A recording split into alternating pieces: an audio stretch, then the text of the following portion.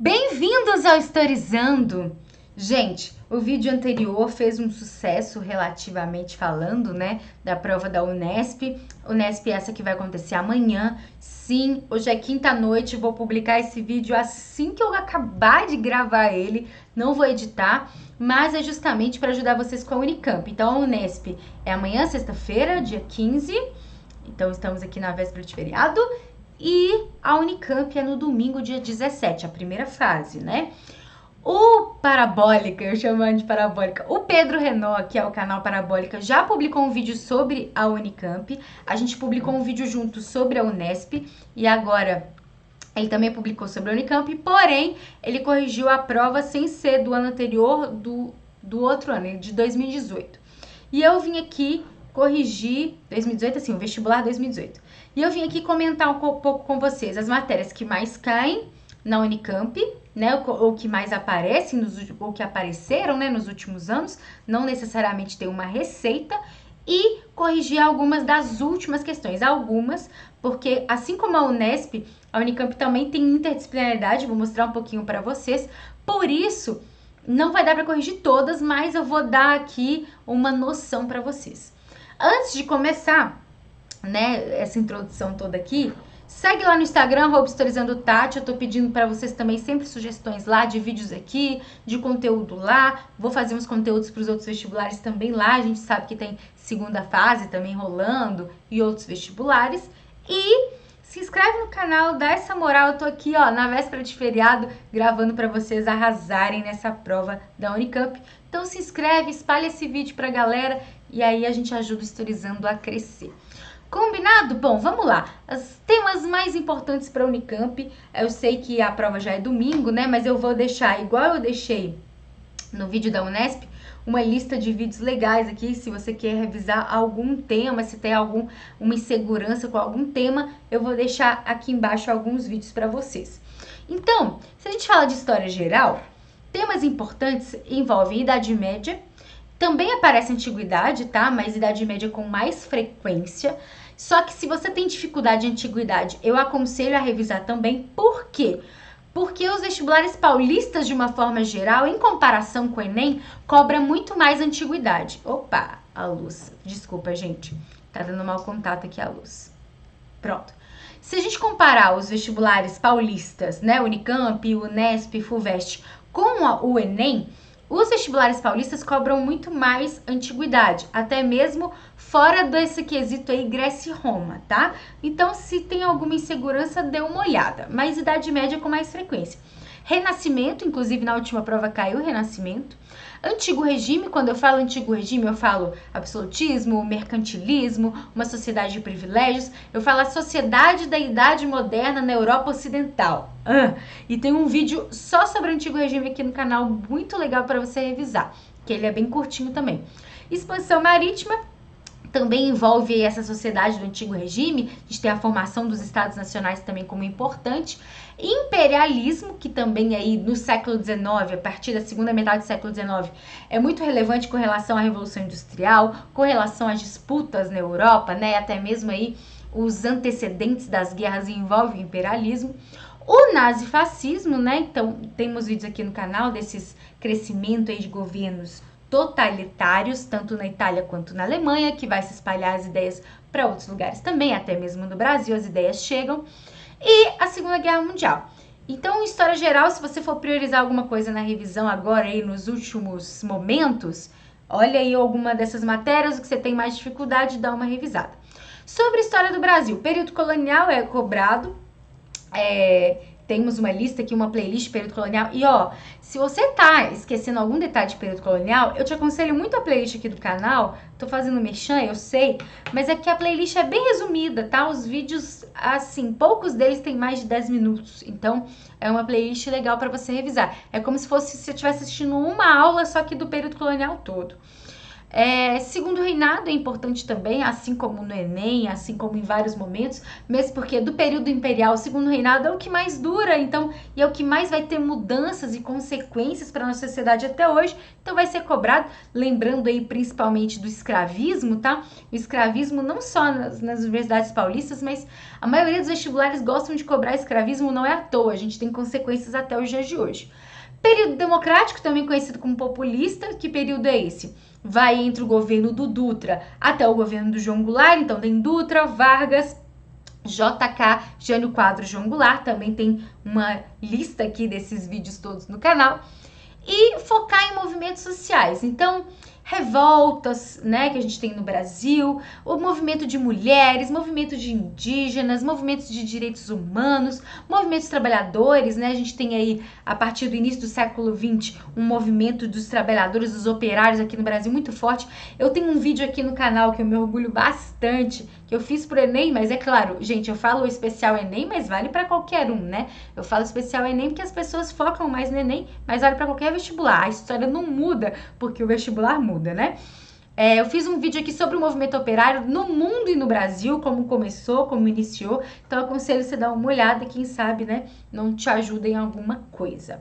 Bom, agora vamos à prova em si, né? Eu vou corrigir algumas questões com vocês, não vou corrigir todas porque senão demoraria muito. Como eu disse, a Unicamp é uma prova interdisciplinar, então a história aparece em vários momentos, mas eu vou corrigir questões importantes para vocês terem uma ideia. Tanto que aparece em vários momentos que eu fiz questão de trazer essa questão porque ela é de português, mas tem conhecimento histórico atrelado a ela. Então vamos dar uma olhada, ó. Na década de 50, né, 1950, quando iniciava seu governo, JK prometeu 50 anos em 5. Na campanha do atual governo, o slogan ficou assim: o Brasil voltou, 20 anos em 2. A tradução não tinha como dar certo. Era como comparar vinho com água. E mais, havia uma vírgula no meio do caminho. Na propaganda, apenas uma vírgula impede que a leitura, ao invés de ser positiva e associada ao progressismo de Juscelino, se transforme numa mensagem de retrocesso. O Brasil, de fato, voltou muito nesses últimos 2 anos, para trás. É um texto da Lilia Schwartz no Jornal Nexo. Gente, Lilia Schwartz, Jornal Nexo, só pode dar coisa boa. Eu gosto muito das duas coisas. Então, a Unicamp é uma prova muito crítica, tá, gente? Então, observe que mostra aí um texto para vocês criticando essa atitude. Nessa época aí, né, de 2018, a gente tem um governo Temer, né? Então, esse slogan aí foi uma tentativa do governo Temer, que vai dar errado, inclusive eles vão retirar esse slogan, né? E aí, Lilia Schwartz escreveu lindamente esse texto aí, né? Comparando com o JK, eles tentaram comparar com o JK para ficar como se fosse o maioral, mas acabou o tiro saindo aí pela culatra, né? Então, olha lá. E o Jornal Nexo é um jornal excelente para você se informar. É um jornal online e aconselho você também, tá? Não estou sendo paga por nenhum dos dois, quem dera. Mas vamos lá. Considerando o gênero propaganda institucional e o paralelo histórico traçado pela autora, é correto afirmar que o slogan do atual governo fracassou por quê? Olha só, o próprio texto, ele já te dá inúmeras pistas. Aproveita disso na prova. Se o texto está te dando pista, usa ela. Então, olha só, o texto fala que a vírgula é um problema, né? E o texto fala, por que a vírgula é um problema? Por causa do verbo voltar, né? Então, a gente tem a vírgula como um problema e aí a comparação mesmo como um problema também, né? Então, vamos lá. Letra A. O uso da vírgula, provocou uma leitura negativa do trecho que alude ao slogan da década de 50. Qual que é o problema? Gente, toma muito cuidado, não perde questão fácil à toa. Qual que é o problema daí? É o uso da vírgula o problema? Sim. É sobre o slogan da década de 50? Não. O slogan é do governo de agora, o problema é do governo de agora. 50 anos e 5 é lá pra trás e não é esse o problema. Mesmo porque no texto, não tem nenhuma vírgula em 50 anos em 5. Tá? Então, toma cuidado. Letra B. A mensagem projetada pelo slogan anterior era mais clara, direta e não exigia o uso da vírgula. É verdade. Só que, olha só que louco, os distratores de vestibular como acabam com vocês. Essa frase é verdadeira? Sim, a frase anterior era mais direta, deu para entender melhor, 50 anos em 5, e não tem vírgula. Perfeito, certíssimo. Tem a ver com a pergunta? Olha a pergunta. É correto afirmar que o slogan do atual governo fracassou por quê? Fracassou porque o slogan dos 50 anos em 5 era diferente? Não, fracassou por causa do próprio slogan, né? Ele tentou fazer uma comparação, mas foi o próprio slogan que fracassou. Não foi o slogan do JK, mesmo porque a gente conhece ele muito bem até hoje, tem até meme com ele, né? Justamente por isso. Então, errado. Letra C. A alusão ao slogan anterior afasta o público jovem e provoca a perda do seu poder persuasivo. Olha, sem querer, eu acabei de te dar o exemplo de que essa não pode ser. Gente, 50 anos em 5 vira meme todo aí no final do ano, assim, chegando no Enem, chegando no Unicamp, chegando no vestibular, tá lá, vou ter que estudar 50 anos em 5 ou 50 anos em uma semana, estudo tipo JK. Então, afasta o público jovem? Não, o público jovem, a maioria, conhece esse slogan, pelo menos aqueles que tiveram acesso a um estudo, conhece o slogan dos 50 anos em 5. Gente, na internet tem vários memes do JK, então não, né? E, por último, mais ou menos importante, né? Se a gente eliminou todas aí, então, a resposta, né? O duplo sentido do verbo voltar gerou uma mensagem que se afasta daquela projetada pelo slogan anterior, que é o que a Lília falou aqui, ó. O Brasil, de fato, voltou muito nesses últimos 2 anos, para trás. Então, se afasta porque não é voltou para período áureo do JK, é voltou de retrocesso, tá? Deu para entender aqui? Então, olha que legal essa mistura aí da história com o português, né? Eu gostei demais. A Unicamp, ó, é uma prova muito inteligente, tá? Muito inteligente. Falando em prova inteligente, falando em prova crítica, olha essa questão que pode ser trabalhada tanto como história, como até com sociologia, talvez, né? Então, olha lá. Como regime social, o fascismo social pode coexistir com a democracia política liberal. Em vez de sacrificar a democracia às exigências do capitalismo global, trivializa a democracia até o ponto de não ser necessário sacrificá-la para promover o capitalismo. Trata-se, pois, de um fascismo pluralista e, por isso, de uma forma de fascismo que nunca existiu. Ó, tem inédito essa forma de fascismo. Podemos estar entrando num período em que as sociedades são politicamente democráticas e socialmente fascistas. Tá unindo democracia e fascismo num mesmo lugar. Ó, que louco! E assim, né? Tempos atuais, sombrios, não é mesmo? Então vamos lá. De acordo com o texto e os conhecimentos sobre o assunto, a coexistência entre fascismo e democracia é, letra A, facilitada por processos eleitorais que dão continuidade a fascismos que sempre existiram? Opa, peraí, qual que é o problema? Em nenhum momento ele está falando de eleição aqui, de voto aqui. Ele está falando de capitalismo, de fascismo e de democracia. E é a relação desses três aí, tá? E depois, em nenhum momento ele está falando que o fascismo sempre existiu. Ele está falando que o fascismo pode existir junto com a democracia. Mas isso não quer dizer que sempre existiu o fascismo, ok? Então, corta isso aí. Letra B. Promovida pela aceitação social que banaliza a democracia em favor do capitalismo global. Essa já é mais interessante. Por quê? Nós temos aqui, ó, quer ver? As exigências do capitalismo, em vez de sacrificar a democracia às exigências do capitalismo global, trivializa a democracia até o ponto de não ser necessário sacrificá-la para promover o capitalismo. Quer dizer o quê? Eu não vou sacrificar a democracia, mas eu vou deixar ela trivializar, deixar ela como algo assim bobo, inútil. Não inútil, mas tipo assim, como algo pequeno, uma coisa trivial. Pra colocar o capitalismo o quê? Como foco. Esse é o texto. E olha a letra B. Promovida pela aceitação social que banaliza a democracia em favor do capitalismo global. É isso aí que o texto está querendo enlaçar, gente. Então, a letra B... Opa, foi mal. Então, a letra B é muito interessante, tá? Letra C. Dificultada por processo eleitoral. De novo, processo eleitoral. Onde você tá falando processo eleitoral, gente? Tô até procurando aqui de novo. Não tem. Dificultada por processos eleitorais que renovam a democracia, inviabilizando o fascismo, o final do texto é o quê? Podemos estar entrando num período em que as sociedades são politicamente democráticas e socialmente fascistas. Logo, não inviabiliza o fascismo. O fascismo está ali junto com a democracia. Não. D. Possibilitada pela aceitação social de sociedade politicamente fascista e socialmente democrática. Olha que louco. Gente, esse distrator é excelente, tá? Ó que louco.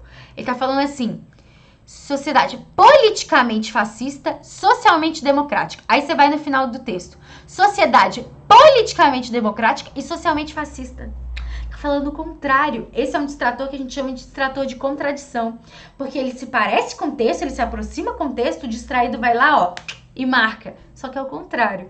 Então, letra B, a nossa resposta. Espero que tenha ficado claro. Vamos lá, esse é textão, hein? Gente, esse eu vou direto na resposta e depois comento as erradas mais especialmente, porque o texto é muito grande, senão o nosso vídeo vai ficar gigantesco. Mas vamos lá. Os estudiosos muçulmanos adaptaram a herança recebida... Ó a Idade Média que eu falei para vocês que cai. Os estudiosos muçulmanos adaptaram a herança recebida dos povos arabizados. Entre os domínios conquistados pelos muçulmanos estavam a Mesopotâmia e o Antigo Egito, civilizações que desde cedo observavam os fenômenos astronômicos. Os estudos dos fenômenos naturais no Crescente Fértil, o que é o Crescente Fértil? Essa região aí do Egito, da Mesopotâmia, chama de Crescente Fértil pelos rios, tá? O Nilo, Tigre, Eufrates. O estudo dos fenômenos naturais da Crescente Fértil possibilitou a agricultura e perdurou por milênios. Nas costas do Mar Egeu, na região da Jônia, surgiram no século VI a.C. as primeiras explicações dos fenômenos naturais desvinculadas aos desígnios divinos. E as conquistas de Alexandre permitiram o início do intercâmbio entre o conhecimento grego, de um lado, e dos antigos impérios egípcio-babilônico e persa, de outro. Além disso, houve trocas científicas e culturais com os indianos. Olha o tanto de coisa. O Império Árabe Islâmico, ó, já tá trazendo o Império Árabe aí. Foi a partir do século VII, então ele pegou lá da antiguidade e trouxe até a medievalidade. A partir do século VII, o herdeiro desse legado científico, o herdeiro, então ele pegou tudo isso para si, multicultural, ao qual os estudiosos muçulmanos deram seus aportes ao longo da Idade Média. Então, o cara não inventou do nada, o cara herdou aquilo ali e deu um suporte para tudo aquele conhecimento ali. Então, a gente tem esse texto aí, textão, né, de Idade Média para vocês, mais especificamente de mundo árabe. Como eu disse, os vestibulares paulistas gostam mais dessa questão, tanto da antiguidade, mais profundamente, né, que tá falando do Egito, da Mesopotâmia, quanto até mesmo da medievalidade, porque medieval, gente, não é só feudalismo não, tá? Tem os árabes e tem vídeo aqui no canal dos árabes se você quiser revisar. Ó, considerando o texto acima sobre o Islã medieval e seus conhecimentos, assinar a alternativa correta. Ó, eu já vou direto, gabarito, que é letra D de dado, e aí depois a gente vai discutir as outras, tá? O que tá errado? Ó, letra D. A difusão de saberes multiculturais foi uma das marcas do Império Árabe Islâmico. Então, espalhar essas questões foi uma das marcas do Império Árabe, sendo ele a via de transmissão do sistema numérico indiano que foi falado aqui, do sistema numérico indiano, cadê? Aqui, ó, culturais com os indianos, falou dos indianos, né? Não falou do sistema numérico específico. Para o Ocidente e de obras da filosofia greco-romana para o Oriente. Ó, o texto dá o aporte, mas você tem que conhecer, você tem que saber também. Vamos lá, Império Árabe, para vocês lembrarem o seguinte, o Império Árabe, ele vai, né, na Idade Média ter um crescimento muito grande e vai aí ser o herdeiro, como o próprio texto disse, dessas culturas. E vai sim ajudar a espalhar essas culturas e a aprimorar essas culturas. E, por exemplo, uma coisa que é legal de lembrar, ele fala assim, obras de filosofia grego-romana para o Oriente. Gente, é graças aos árabes que o Oriente teve acesso a essa filosofia greco-romana. Eles que traduziram os textos, eles que arquivavam os textos, tá? Então, assim, é muito importante o Império Árabe nessa questão da difusão cultural. Então, Essa é a resposta. Vamos ver as outras? Qual que é o problema? E o meu cabelo, né, como sempre, me irrita. Vamos lá. Letra A. Extensão do território sob domínio islâmico e a liberdade religiosa e cultural implementada nessas áreas aceleraram a construção de novos conhecimentos pautados na cosmologia ocidental. Qual que é o problema? Tudo bem, você tem a extensão de território, você tem aí a liberdade, tudo ok. Só que, qual que é o problema? Você não vai acelerar por causa disso e novos conhecimentos pautados na cosmologia ocidental. Você tem a mistura, não é só ocidental, e não é necessariamente novos conhecimentos, é a herança dos conhecimentos juntando aí com as melhorias em cima dos árabes. Não é do nada, o árabe não vai tirar coisa do nada, não é novo, tá? Então não. Letra B. A partir do século VII, o avanço dos exércitos islâmicos garantiu a expansão do império de forma ditatorial. Não. Sobre os antigos núcleos culturais da Índia até as terras... Não. Não foi ditatorial. Inclusive, os árabes eram um império que dava liberdades, né? A gente tem conversão, é claro, com relação ao muçulmano, até mesmo no norte da África, mas não foi uma coisa imposta, tá? Foi aos poucos aí se tornando. Então, não. C. Os conhecimentos sobre os fenômenos naturais construídos pelos mesopotâmicos, egípcios, macedônios, babilônios, persas, entre outros povos, foram ignorados no Islã medieval. Quem marca essa não leu o texto, tá? Então, letra D, beleza? Próxima. Gente, entre os séculos 17 e 18, o Nhengatu se tornou a língua de comunicação interétnica falada por diversos povos da Amazônia.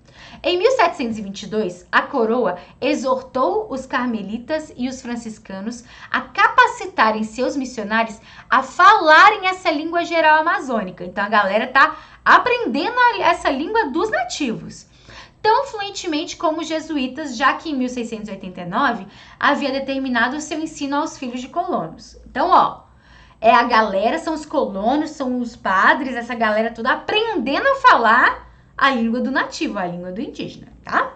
Então, vamos lá. Com base na passagem acima, assinale a alternativa correta. Ó, letra A. Os jesuítas criaram um dicionário baseado em línguas indígenas entre os séculos 16 e 19, que foi amplamente usado na correspondência e na administração colonial dos dois lados do Atlântico. Gente, vamos lá. Por mais que os jesuítas pudessem aí ter feito muito para aprender essa língua do nativo, Portugal vai usar essa língua para administrar para quê? Porque ele está falando aí. Foi amplamente usado na correspondência e na administração colonial. Um jesuíta vai mandar correspondência para a coroa na língua nativa. Não vai mandar em português, não. Sendo que os dois aí nasceram, têm origem, né? Ou são descendentes de português. Não faz nem sentido, né? Você vai ter um esforço aí à toa. Então, não. Letra B. O texto permite compreender a necessidade de o colonizador português conhecer e dominar a língua para poder disciplinar os índios em toda a Amazônia durante o período pombalino e no século XIX. Gente, período pombalino, 1720, se eu não me engano, por aí para frente. Ou 1750 é Tratado de Madrid. Mas aí é no século XVIII, 1700, século XVIII.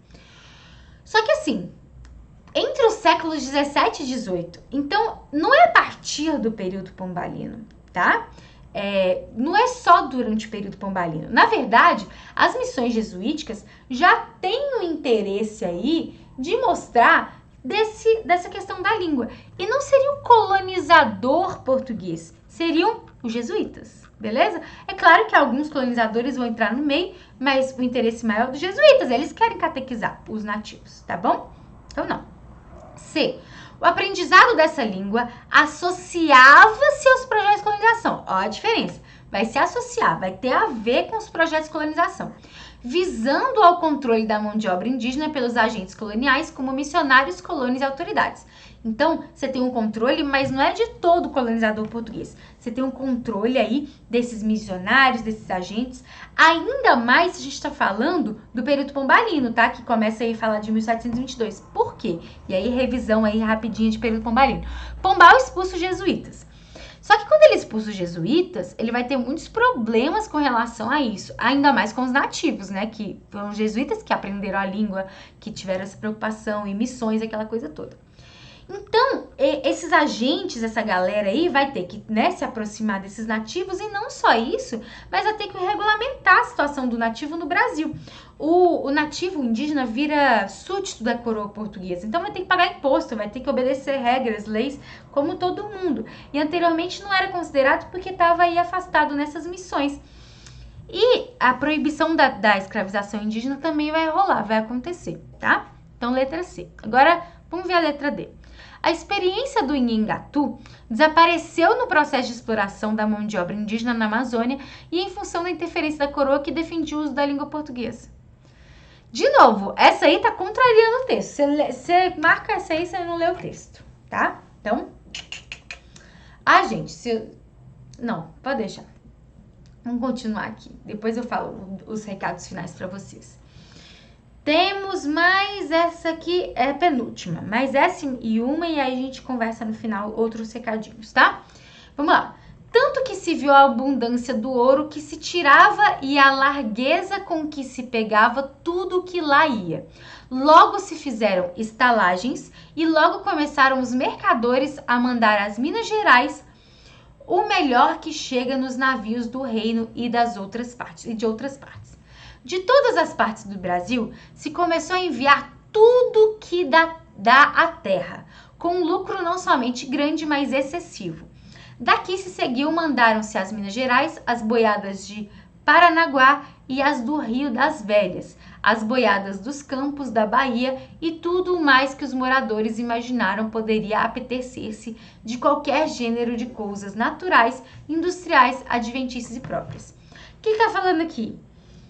Ouro, mas não é do ouro em si só, é do ouro e dessa questão da descoberta do ouro ter trazido outros comércios, outras questões para a região, tá? O texto tá falando disso. Gente, a dica que eu te dou é, se tem textão, lê o texto com atenção e pensa, o que esse texto falou para mim? Falou sobre isso, então vou procurar com relação a isso, beleza? Sobre os efeitos da descoberta das grandes jazidas de metais e pedras preciosas no interior da América Portuguesa, na formação histórica do Centro-Sul, cadê uma vírgula, um respiro, na formação histórica do Centro-Sul do Brasil, é correto afirmar que. Então, efeitos da descoberta do ouro. Letra A. A demanda do mercado consumidor, criado na zona mineradora, permitiu a conexão entre diferentes partes da colônia que até então eram pouco interligadas. Gente, ou integradas. Resposta do texto. Basicamente está falando disso. Desses novos produtos, dessas novas regiões, de várias regiões aí que vão ser ligadas, né? Bahia, regiões de Paranaguá, tá? Essa é a resposta. E é isso que acontece, tá? Inclusive, a questão dos bandeirantes, do ouro para interiorização, não é só a ver com achar o ouro em Minas, mas é achar o ouro em Minas e fazer conexões com as outras regiões para o alimento chegar em Minas, gente. Eu tô em Minas, a gente não tem mar, infelizmente. Eu queria um mar agora para esse feriado, pular na água? Sim. Pular umas ondinhas? Sim, queria. Mas aqui em Minas não tem mar. Então, se acha ouro em Minas, nessa época, né, que a gente não tem avião, não tem nada disso, a gente precisa interligar as regiões para abastecer, né, Minas Gerais de tudo isso. Então, você tem o gado aí vindo do sul ou da Bahia, como o próprio texto diz, você tem várias questões, até a própria questão dos tropeiros. Já comeu feijão tropeiro? Comenta aqui embaixo para mim se você já comeu feijão tropeiro e se você gosta de feijão tropeiro, gente. Uma das minhas comidas mineiras preferidas é feijão tropeiro. Se você não veio aqui em BH, em Minas, venha comer feijão tropeiro. Pão de queijo também é bom, tá? Mas eu curto mais feijão tropeiro que pão de queijo. Enfim, então a própria história dos tropeiros tem relação com essas viagens todas, com essa ligação toda, beleza? Por isso que o feijão é sequinho, gostosinho, assim, pra não estragar. Enfim. Vamos ver por que as outras estão erradas, né? A resposta é a letra A. B. A partir da criação de rotas de comércio, Entre os campos do sul da colônia e a região mineradora, Sorocaba e suas feiras perderam a relevância econômica. Gente, que específico demais. Primeiro, tem nem Sorocaba no texto, tá? Segundo, que não tem isso. É tipo viajar demais. Você tem rotas de comércio? Tem rotas de comércio. Tem a ver com o sul? Tem, mas não só com o sul, com o Nordeste também. O texto até tá dando mais ênfase aí, né? Questão da Bahia e tudo. Mas assim, viajou, tá? Não. Letra C. O desenvolvimento socioeconômico da região das Minas e do Centro-Sul levou a coroa a deslocar a capital para Ouro Preto? Não. Primeiro, não chama Ouro Preto nessa época, chama Vila Rica. Primeiro lugar. Segundo lugar, realmente, essa aí é um ótimo distrator para aquele estudioso. Por quê? O desenvolvimento dessa região vai deslocar a capital? Vai. Período Pombalino, se não revisou, revisa lá. Tem um vídeo de 5 minutos aqui no canal pra você revisar Pombal. Pra você saber tudo que você precisa saber de Pombal. Pombal muda a capital. Até rima. Pombal muda a capital. E muda pra onde? Rio de Janeiro. Como eu acabei de dizer, gente. Infelizmente, não tem mar aqui pra mim pular ondinha. Tá? No Réveillon. Não tem. Então, o que vai acontecer? A gente precisa de uma capital com mar, com saída pro mar. Não faz sentido. Ainda mais nessa época que as comunicações eram escassas, eu preciso de saída do mar aí. Beleza? Rio de Janeiro. Hoje é diferente, a gente tem Brasília, mas as comunicações são diferentes, as facilidades de transporte é tudo diferente. Mas naquela época era essencial uma saída para o mar. E a gente é colônia, né? Se é colônia, depende da metrópole. Depende da metrópole, precisa dessa comunicação direta, né? Digamos assim, né? Não tão direta, que é longe, mas pelo menos não perto do mar, né? Então, Rio de Janeiro. E não é Ouro Preto, não, é Vila Rica nessa época. Já foi a Vila Rica? Quer dizer, já foi Ouro Preto? Comenta que eu quero saber também, adoro Ouro Preto. Como o solo da região mineradora era infértil, já começou errado. Não, gente, a gente não tem mar, mas o solo dá pra plantar uns trem, tá? Durante todo o século XVIII, sua população importava os produtos alimentares de Portugal. Gente, a gente vai importar alimento de Portugal? Ia chegar tudo estragado aqui, né? Não tem geladeira aqui assim a rodo não, né? Um freezer no navio para alimento de Portugal. Não, cancela isso aí, tá? Ó, suave essa, hein? Não esquece de revisar a colônia, que é importante. Última, mas não menos importante, pra vocês verem que o Unicamp cobra ditadura e eu acredito que esse ano as paulistas tudo vai cobrar ditadura. O Enem não cobrou e eles vão responder a risca, assim espero, né? Vamos lá. A crise levaria o último governo da ditadura, chefiado pelo general João Figueiredo, a tomar medidas drásticas. Um dos últimos vídeos do canal é sobre o Figueiredo. O objetivo inicial era deter a depreciação da moeda nacional, incentivar as exportações e fazer frente ao aumento do déficit em conta corrente. Assim, a moeda foi desvalorizada em 30% no final de 79. A medida acentuou a desaceleração econômica, o descontrole inflacionário e o desarranjo nas contas públicas. Em 1980, a inflação batia a simbólica marca de 100% ao ano, né? Ditadura só foi coisa boa. E em 1981, o país entrava em uma recessão, crise econômica. Milagre pra quê, né, gente? Para depois de nem 10 anos, nem uma década, entrar em crise. Então, anos de 80, década perdida ou ganha. Olha só. O título do texto já te dá uma dica gigante. Década perdida. Década de 80, década perdida, tá? Eu vou direto para a resposta, porque essas alternativas estão grandes, e depois eu vou justificar as outras, tá? Como errada, assim como eu fiz naquela outra lá. Letra D é a resposta. A chamada década perdida, título do texto, tristeza. No Brasil, foi marcada por grave crise econômica. Jura? O texto está falando disso. Pela transição para o regime democrático, ele fala, o último governo da ditadura. Se é o último governo, você está o quê? Transitando para democracia. Pela gradual normalização das instituições políticas próprias da democracia, se tá transferindo, se tá, né, transitando, tem isso também. Pelo fortalecimento dos movimentos sociais civis, pela efervescência cultural. Perfeito. Gente, direta já. É nesse momento. vários artistas intelectuais, etc. Questão da anistia, tudo isso nesse momento. Enfio, você conhece o Enfio? A gente assiste um vídeo do Figueiredo. Eu falo um pouquinho do Enfio lá. Tô até pensando em fazer um vídeo sobre movimentos culturais na ditadura militar brasileira. Se você quer, comenta aqui embaixo também. Gente, comenta. Vamos conversar, né? Engaja aí a Tati aqui, não é mesmo? Vamos fazer esse storyzão crescer, né? E vamos conversar, gente. Eu tô aqui pra conversar com vocês aqui, ó, tete a tete. Então essa é a resposta. Perfeita, nunca errou, sem defeitos. Vamos ver quais são os defeitos das outras. Letra C, vamos de baixo para cima, né? A crise econômica que se instalou no Brasil a partir de meados dos anos 70 gerou pressão sobre o governo militar do Figueiredo. Ó, crise econômica dos anos 70, meados 70. Os anos 70 é o final aí do milagre econômico. Então, você vai ter uma crise, mas a crise mesmo vai ser mais para frente. Que, em resposta, aprovou a lei da anistia e a lei orgânica dos partidos. Vamos lá. Em resposta a uma crise econômica, você aprova a anistia? Uma coisa não tem nada a ver com a outra. Estamos em crise econômica, o que você vai fazer? Eu vou responder dando anistia, perdoando os criminosos aí da ditadura. Oi? Quê? Vou deixando a galera voltar do exílio. Já não tem relação. Lei orgânica dos partidos, eu confesso que lei orgânica, não sei se ele tá falando aí da abertura do pluripartidarismo, pode ser. Não sei se ele chamando lei orgânica e se tem esse nome de fato, mas não, tá? Incentivou o movimento grevista. Gente, o governo vai incentivar o movimento grevista? Qualquer governo incentiva a greve? Não, muito menos o da ditadura militar, meu amigo. Muito menos, tá? Não.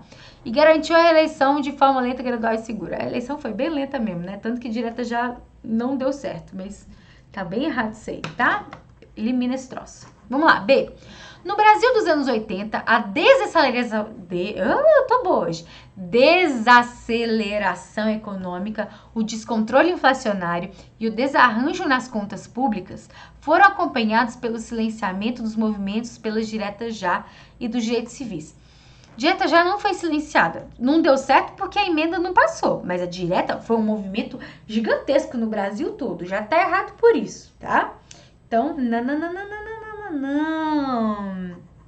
E esse descontrole, desarranjo é antes da década de 80. Por isso que a década de 80 é a perdida, que já danou-se, né?